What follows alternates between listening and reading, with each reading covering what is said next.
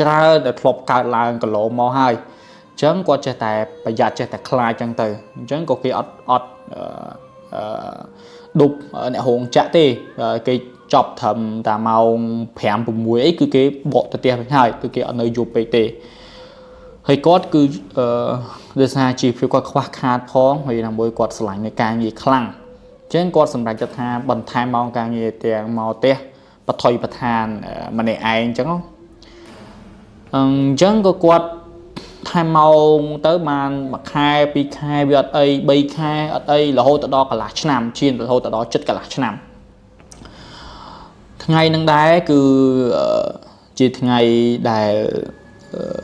គាត់ចេញធ្វើការរៀងយប់បន្តិចដោយសារគាត់ថែមម៉ោងរៀងជ្រុលបងប្អូនគាត់ថែមម៉ោងរហូតដល់ម៉ោង8កន្លះអញ្ចឹងគាត់ត្រូវចេញពីរោងចក្រហ្នឹងប្រហែលម៉ោង8កន្លះយប់ហ្នឹងណាត្រូវត្រឡប់មកដល់ផ្ទះវិញហើយផ្ទះគាត់គឺត្រូវឆ្លងកាត់ភ្នំ